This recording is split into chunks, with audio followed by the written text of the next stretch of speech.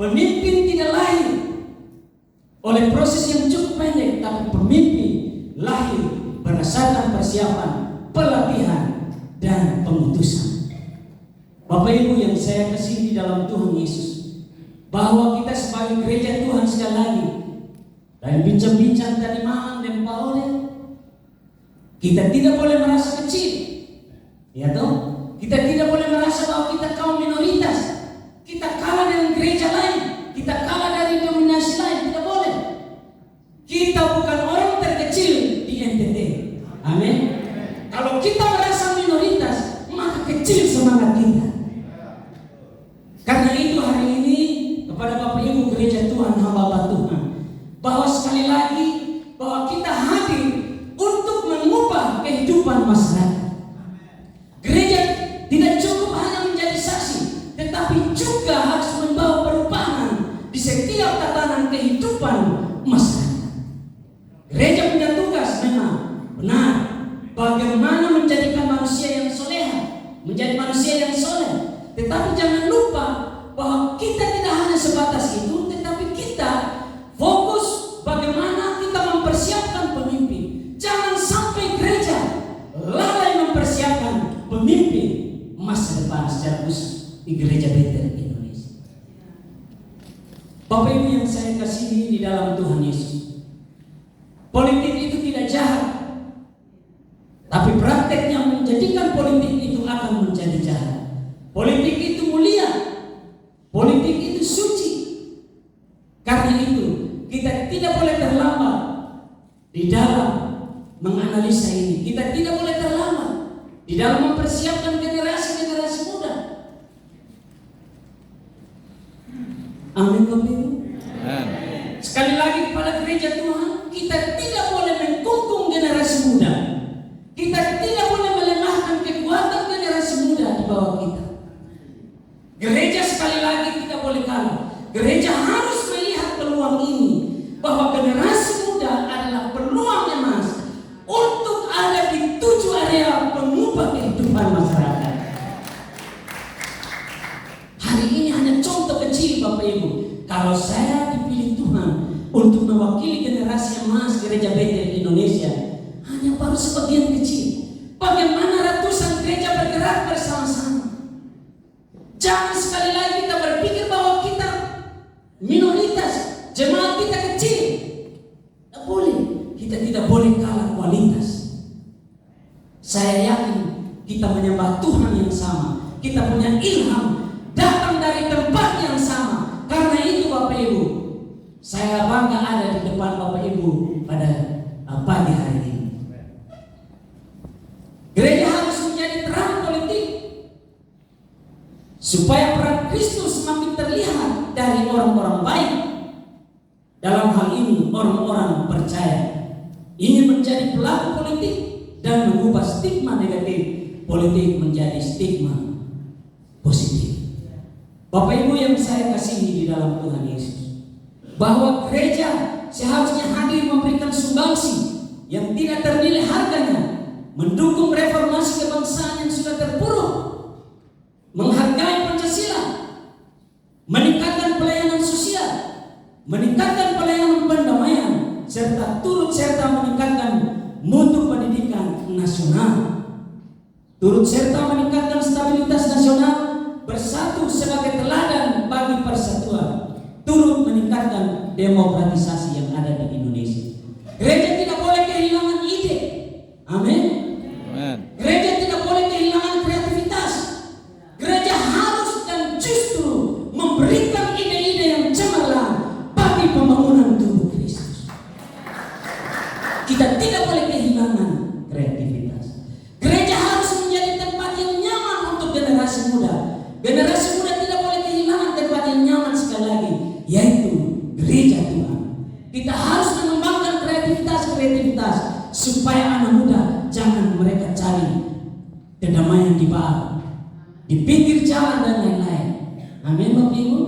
Kembangkan 7 pengubah kehidupan ini. Salah satu olahraga dan lain-lain sebagainya, entertain dan lain-lain. Kita tidak boleh anggap remeh ini sebagai gereja Tuhan.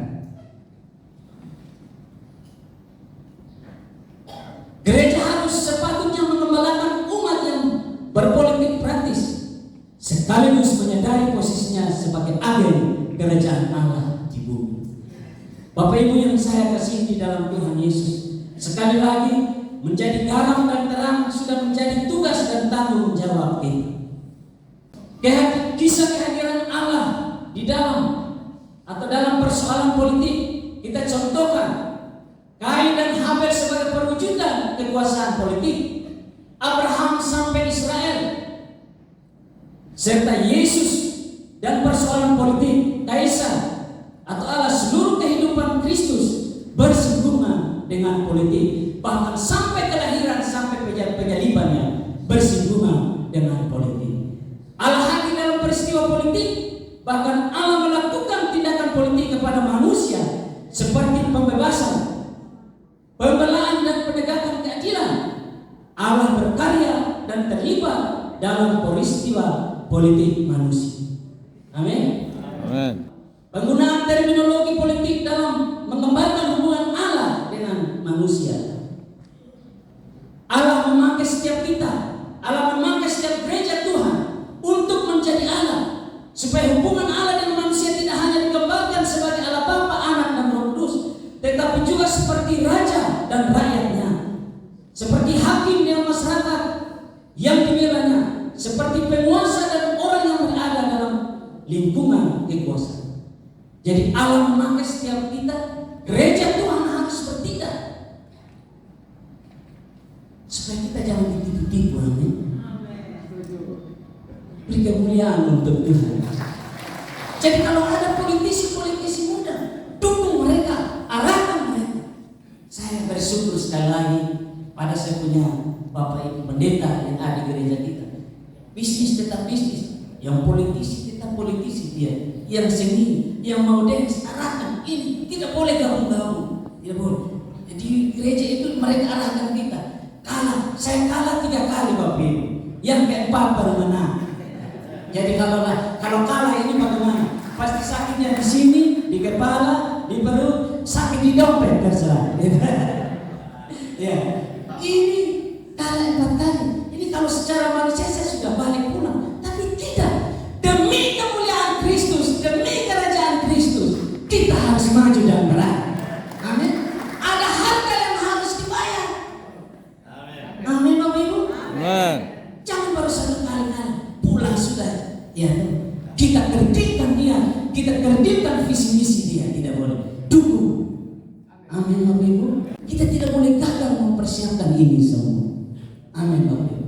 Nah, karena itu sekali lagi keterlibatan kita, konsep Alkitab tentang kekuasaan manusia, ya. Kita wajib memenuhi tanggung jawab kita sebagai warga negara, wajib memberi kontribusi kita kepada kehidupan bermasyarakat dan politik. Namun kewajiban itu berada di bawah pemerintahan Allah, sehingga harus sesuai dengan nilai-nilai keadilan, pendamaian dan kemanusiaan yang diteladani dan diperintahkan oleh Yesus. Bapak Ibu, saudara yang dikasihi Tuhan, hari ini kita lihat sekali lagi, kita harus berperan dengan teknologi, kita harus berperan dengan kemajuan zaman.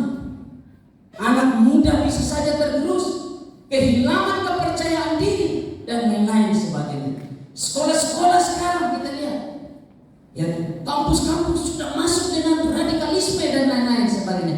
Gereja tidak boleh kehilangan ini. Gereja harus menemukan jati dirinya supaya sekali lagi mempersiapkan generasi kita dengan baik. Gereja tidak boleh anti pemerintah. Pemerintah dan gereja harus sejalan bersama-sama. Tanpa gereja pemerintah tidak bisa, tanpa pemerintah gereja juga tidak bisa. Dua harus berjalan bersama-sama. Ada yang bilang begini, tidak mau dukung dan mendukung dia. Kalau ada anak-anak kita di dalam rumah